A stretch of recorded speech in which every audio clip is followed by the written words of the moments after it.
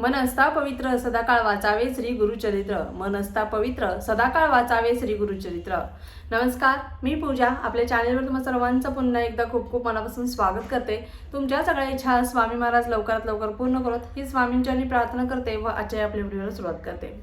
स्वामी समर्थ महाराजांची पुण्यतिथी येते लवकरच 15 एप्रिल रोजी. हा दिवस प्रत्येकालाच नकोसा वाटत असतो, पण या दिवशी केलेल्या सेवा, केलेल्या ज्या काही महाराजांच्या चरणी आपण सेवा रुजू करतो त्या सगळ्या आपल्यासाठी काम करत असतात. यामुळे यावेळी सप्ताह काळ देखील सुरू होणार आहे. ज्यांची ज्यांची आजपर्यंत इच्छा होती की पारायण करण्याची, गुरुचरित्र पारायण करण्याची, ज्या घरामध्ये गुरुचरित्राचं पारायण होतं त्या घरामध्ये कधीच कशाचीच कमी पडत नाही, एवढं लक्षात घ्या.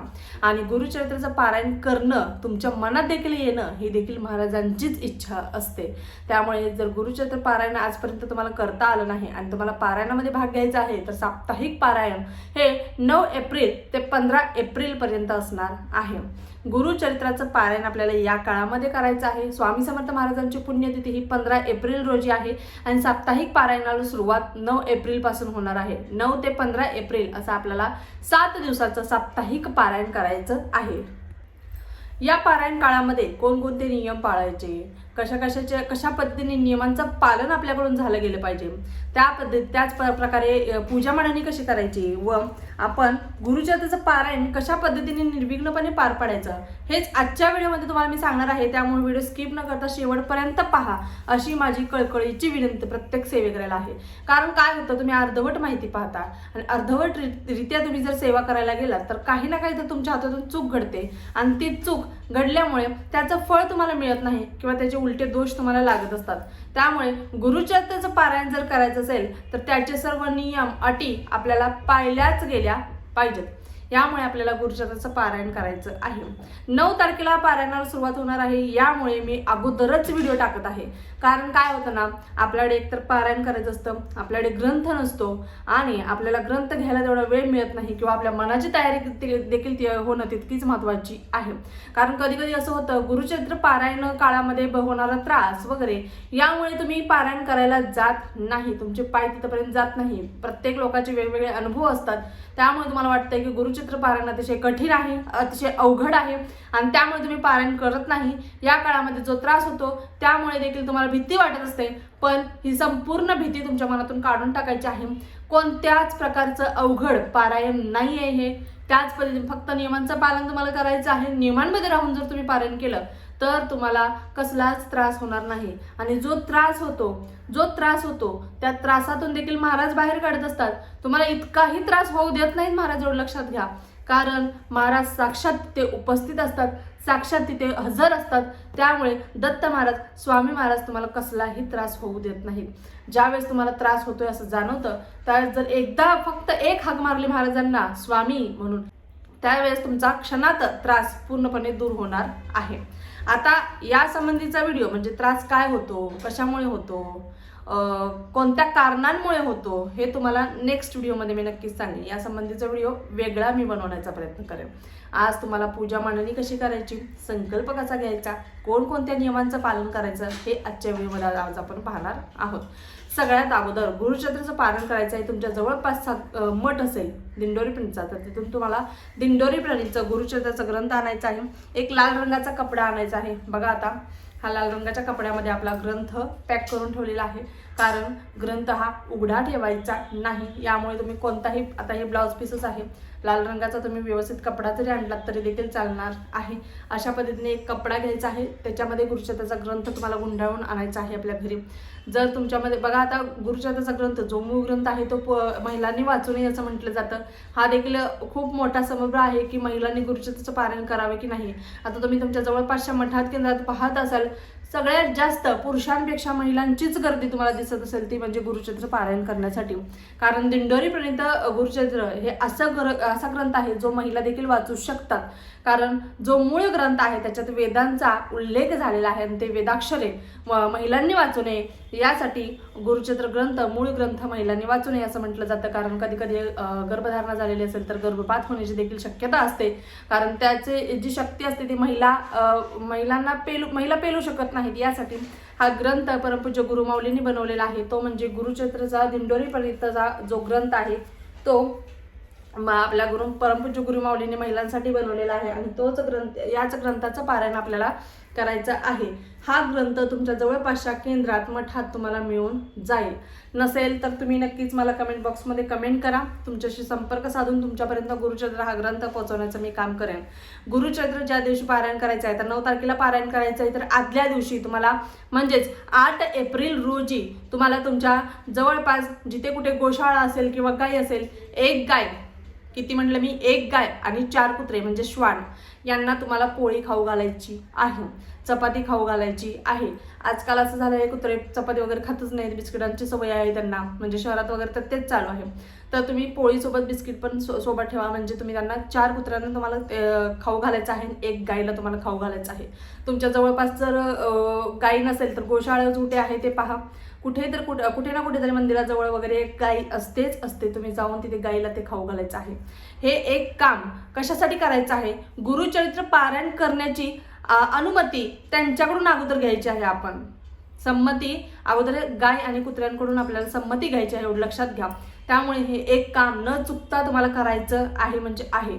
त्याच पद्धतीने हे काम झाल्यानंतर आपल्या जवळपासच्या मठात केंद्रात एक नारळ, फूल आणि खडीसाखर, त्याच पद्धतीने हे 3 गोष्टी आणि शक्य असेल तर 1 डझन केळी तुम्हाला जाताना घेऊन जायची आहेत आणि महाराजांच्या चरणाशी ठेवायचे आहेत. महाराजांना सांगायचं आहे की महाराज, आजपासून आपल्या घरामध्ये श्री गुरुचरित्र हा ग्रंथ तुमच्याच कृपेने, तुमच्याच आशीर्वादाने आजपासून सुरुवात करत आहे या ग्रंथाच्या वाचनाला, आणि हा ग्रंथ निर्विघ्नपणे पार पाडून घ्या आणि तुम्हीच हे करू शकता.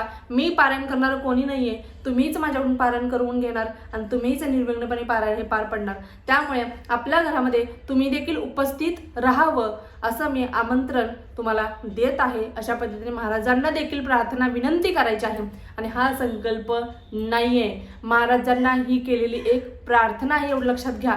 कारण भरपूर लोक म्हणतात मठात नारळ नेऊन ठेवला म्हणजे संकल्प झाला, तर हा संकल्प नाही, ही एक प्रार्थना, एक विनंती आहे आपल्या महाराजांच्या चरणी जी आपण रुजू करतो ती वाली. हे सगळं झाल्यानंतर आपल्याला आपल्या घरी यायचं आहे. घरी आल्यानंतर दुसऱ्या दिवशी सकाळी आपण पारायणाला सुरुवात करणार आहोत. एक वेळ निश्चित करून घ्या, तुम्ही कोणत्या वेळेस बसणार आहात. बघा, तुम्ही सकाळी ब्रह्ममुहूर्त म्हणजे 3:30 ते 4 वाजल्यापासून, 3 वाजल्यापासून तुम्ही सायंकाळी 4 वाजेपर्यंत कधीही पारायण करू शकता. फक्त दुपारी 12 ते 12:30 ही वेळ दत्त महाराजांच्या भिक्षेची, विश्रांतीची वेळ आहे. या वेळेस पारायण करायचं नाही, कोणत्याही प्रकारचा आरती नैवेद्य दाखवायचा नाही. ही वेळ विश्रांतीची आहे, तर या वेळेस आपण कोणत्याही प्रकारचं पारायण वगैरे, आरती वगैरे काहीच, कोणत्या सेवा वगैरे काहीच करायचं नाही. एवढे एक लक्षात घ्यायचं आहे.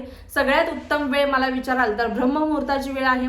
यावेळेस सगळीकडे शांतता असते, सुंदरगार वारा सुटलेला असतो, पक्ष्यांचा किलबिलाट असतो, कुठेही कालवा नसतो. त्यामुळे आपला आवाज आपल्यापर्यंत, आपल्या कानांपर्यंत पोहोचत असतो आणि कोणत्याही प्रकारचं निर्विघ्न किंवा विघ्न आपल्या घरामध्ये, आपल्या वाचनामध्ये येऊ देत नाहीत महाराज. त्यामुळे सकाळची वेळ ही उत्तम वेळ आहे. पण कधी कधी आपल्या घरामध्ये लहान मुलं असतात आणि वृद्ध असतात, त्यामुळे आपल्याला होत नाही. तुम्ही दुपारी 1 वाजता जरी सुरुवात केली, 12 ते 12:30 करायचं नाही, 12:30 पासून जरी सुरुवात केली, पुढे 4 वाजेपर्यंत तुम्ही कंप्लीट करू शकता.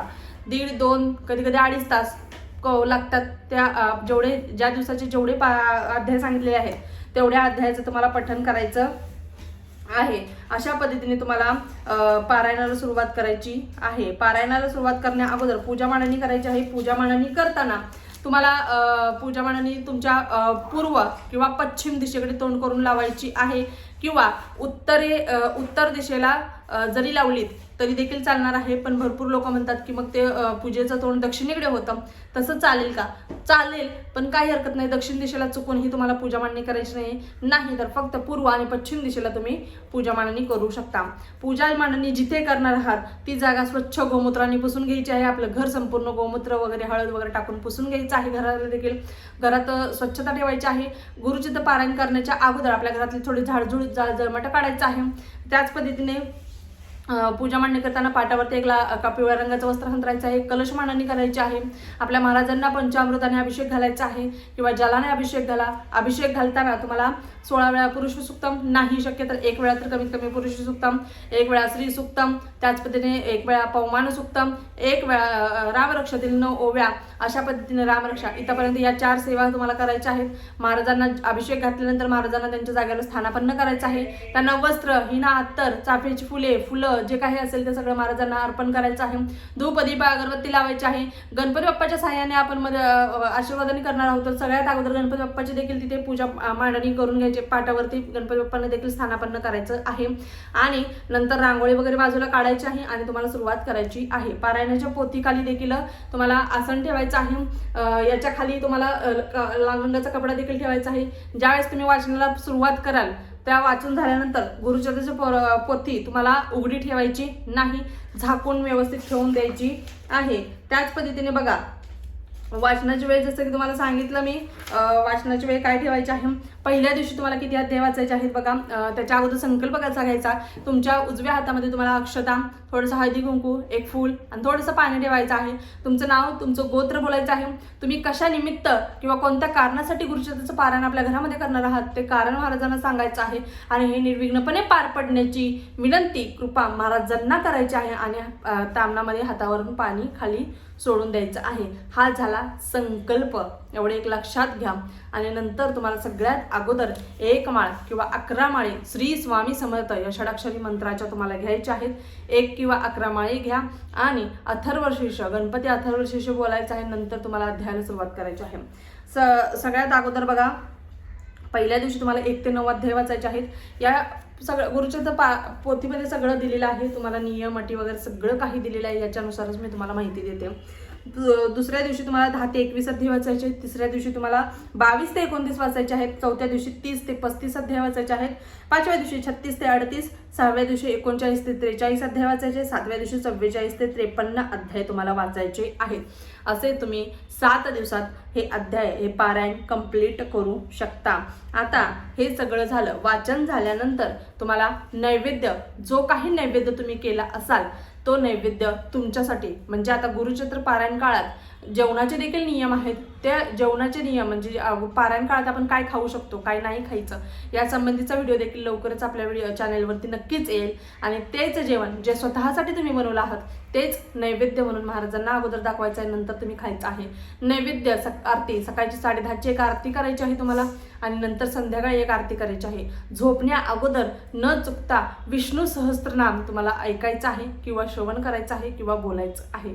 झोपण्या अगोदर ज्या काही चुका झाल्या विष्णू सहस्त्रनामाच्या पठणाने दिवसभरामध्ये तुमच्याकडून चुकून एखादी चूक जरी घडली असेल, हातातून तुमच्या पायाखाली जर मुंगी जरी चिरडली असेल तर त्याचं देखील पाप लागत असतं आपल्याला. यासाठी झोपताना आपल्याला विष्णू सहस्त्रनामाचे पठण करायचे आहे. ज्यामुळे तुम्हाला कोणत्याही प्रकारचं पाप तुमच्या हातातून घडलं जरी असेल तर ती क्षमा तुम्हाला माफी मिळत असते. यासाठी विष्णू सहस्त्रनाम झोपताना आवर्जून बोलायचं आहे. महाराजांना मुजरा करायचा आहे आणि तुम्हाला झोपताना डाव्या कुशीवर झोपायचं आहे. आता नियम अटी काय आहेत बघा. पारायणाला बसण्या अगोदर सगळ्यात अगोदर तुम्हाला तुमची मासिक पिरियडची डेट कोणती आहे हे चेक करायचं आहे. जर या काळामध्ये जर तुमची डेट असेल, तुम्हाला माहिती असतं आपले दिवस तारीख आपली कधी कधी 4 दिवस पुढे जाते, कधी कधी 4 दिवस आधी येते, तर यानुसार आपण पारायणाला बसायचं आहे. पारायण काळामध्ये जर मासिक पिरियड्स आले तर पारायण हे अर्धवट सोडून चालत नाही. कोणाकडून तर ते संपूर्ण पार पाडूनच घ्यावं लागतं किंवा ते बंद करून चालत नाही. इतर सेवांसारखं हे नाही आहे की 4 दिवस स्किप करा नंतर सुरू करा. नाही, तुम्हाला हे पारायण कंप्लीटच करावं लागतं. तुमच्या घरातील इतर व्यक्तीकडून तुम्हाला कंप्लीट करावंच लागतं. सुतक वगैरे आलं तर कोणत्याही ब्राह्मणांकडून किंवा पंडितजीकडून किंवा तुमच्या जवळपासच्या शेजाऱ्यांकडून मित्रमैत्रिणींकडून तुम्हाला ते पारायण कंप्लीट करून घ्यावंच लागतं. ते अर्धवट सोडून चालत नाही. घरात दुःखद घटना जरी घडली असेल तरी देखील ते पारायण अर्धवट सोडून चालत नाही. ते कंप्लीट करून घ्यावंच लागतं आणि त्यांच्या इच्छेविरुद्ध देखील ते पारायण तुम्हाला करून चालत नाही. यासाठी देखील हे नियमांचं पालन करा. घरामध्ये गर्भवती स्त्री आहे, तुम्हाला माहिती आहे आता डिलिव्हरी होणार आहे, तरी देखील तुम्ही पारायणाला बसता तर ही एक चूक करू नका. कारण आपल्याला बघा विटाळ असतो, त्या विटाळामध्ये तुम्ही आवर्जून पारायण करायला घेऊ नका. त्यामुळे बघा अशा वेळेचं पारायण अर्धवट सोडून चालत नाही. म्हणून तुम्हाला मी या नियमांचं पालन तुम्हाला सांगत आहे. त्याच पद्धतीने पारायण चुकूनही घ्यायचं नाहीये, बाहेरचं काही खायचं नाहीये, काही प्यायचं नाहीये. घरातून बाहेर जाताना स्वतःची पाण्याची बॉटल स्वतः जवळ ठेवायची आहे. आता गरमी वाढली आहे त्यामुळे न पाणी घेता घराच्या बाहेर पडू नका. कारण पारायण काळामध्ये पारायणाचा दोष आपल्याला खूप जास्त प्रमाणात लागत असतात. त्यामुळे पारायण आपल्याला घ्यायचं नाहीये, कोणाच्या हातचं खायचं नाहीये, कोणाच्या हातचं पाणी प्यायचं नाहीये. एवढी एक गोष्ट लक्षात ठेवायची आहे. त्याच पद्धतीने झोपण्याची जागा बदलायची आहे. जिथे तुम्ही पूजा मांडणी केली आहे तिथे तुम्हाला झोपायचं आहे. शक्यतो डाव्या कुशीवर झोपण्याचा प्रयत्न करायचा आहे. गादीवर बसायचं नाही. खुर्चीवर बसलं तर चालतं. भरपूर लोक खुर्चीचा देखील नियम पाळतात, पण भरपूर लोकांना गुडघ्याचे प्रॉब्लेम्स असतात. तुम्ही खाली बसू शकत नाही, तर तुम्ही खुर्चीवर बसून देखील पारायण वाचू शकता. आणि बसताना जे आसन घेणार आहात ते आसन तुम्हाला शेवटपर्यंत तेच आसन ठेवायचं आहे. तुमच्या ज्यावेळेस तुम्ही पारायणाला बसतात तुमच्या बाजूला एक आसन ठेवायचं आहे. दत्त महाराजांसाठी, आपल्या महाराजांसाठी एक आसन ठेवायचं आहे. एक गोष्ट विसरू नका. आणि तिथे एक पाण्याने भरलेला तांबे एक ठेवायचं आहे. तुम्हाला ही एक गोष्ट करायची आहे.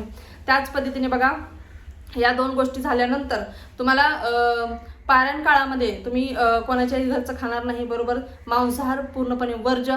ब्रह्मचर्याचं पालन चुकूनही टाळायचं नाहीये. ब्रह्मचर्याचं पालन कडकडीत आपल्या घरामध्ये झालंच गेलं पाहिजे. धूम्रपान, मद्यपान हे संपूर्णपणे बंद झालं पाहिजे. बघा, ब्रह्मचर्याचं पालन म्हणजे नवरा बायकोमध्ये कोणत्याही प्रकारचे संबंध नसले पाहिजेत. तुम्हाला ती जागा सोडायची आहे. ज्या जागेला तुम्ही रोज झोपता ती जागा सोडून तुम्ही दुसरीकडे झोपायचं आहे. अशा पद्धतीने या सर्व नियमांचं आपल्याला कडकडीतपणे पालन करायचंच आहे. या गोष्टी लक्षात ठेवा. आता खाण्याचे कोणते नियम आहेत, कोणकोणत्या भाज्या खायच्या, कोणत्या भाज्या नाही खायच्या, या संबंधीचा व्हिडिओ नेक्स्ट नक्कीच बनवणार आहे. त्यामुळे आपले चॅनेलवरती तुम्ही सबस्क्राईब करा. सबस्क्राईब केलं असेल पण बेल आयकॉन दाबले नसेल तर नक्कीच बेल आयकॉन दाबा, म्हणजे सगळे व्हिडिओ तुमच्यापर्यंत वेळच्या वेळ पोहोचले जातील. अशा पद्धतीने गुरुचरित्राचं पारायण करण्याची इच्छा असेल तर प्रत्येकाने करायचं आहे. भ्यायचं नाहीये. नियम जास्त कडक नाहीयेत. ज्या नियमांचं सांगितलेलं त्या नियमांचं फक्त पालन करायचं आहे बस. बाकीचं कोणत्याही गोष्टीकडं कोण काय सांगतं भरपूर लोक घाबरवतात आपल्याला, तर घाबरायचं बिलकुल नाहीये. महाराजांवरती विश्वास ठेवायचा आणि पारायणाला सुरुवात करा. ते पारायण निर्विघ्नपणे पार पाडण्याची जिम्मेदारी महाराजांवरती असते. महाराज स्वतः तुमचं बोट पकडून तुम्हाला संपूर्ण पारायण ते स्वतः करून घेत असतात, लक्षात ठेवा. त्यामुळे पारायण काळात कोणत्याही प्रकारचा त्रास झाला किंवा कोणी सांगत असेल नाही बाबा ना भरपूर कठीण असतं, अवघड असतं, पारायण काळात हे होतं ते होतं, कोणाचंही ऐकायचं नाही. इकडून ऐकायचं, इकडून सोडून द्यायचं. फक्त विश्वास आपल्या महाराजांवरती ठेवायचा आहे आणि पारायणाला बसायचं आहे. काही देखील होत नाही, कोणत्या प्रकारच्या अडचणी येत नाहीत. अजून देखील तुमच्या काही शंका असतील तर नक्कीच कमेंट बॉक्समध्ये सांगा. या संबंधीचे अजून भरपूर व्हिडिओज आपल्या चॅनलवरती नक्कीच येणार आहे. आता व्हिडिओ खूप मोठा झालेला आहे, त्यामुळे व्हिडिओ स्किप न करता शेवटपर्यंत पाहत जा. आणि आपल्या चॅनलवरती नक्कीच तुम्ही आपले व्हिडिओज आवडत असतील तर नक्कीच लाईक, शेअर व सबस्क्राईब करत जा. पुन्हा एकदा व्हिडिओ अशाच एका नवीन व्हिडिओसोबत, तोपर्यंत झालेली सेवा स्वामींच्या रुजू करते. श्री स्वामी समर्थ. धन्यवाद.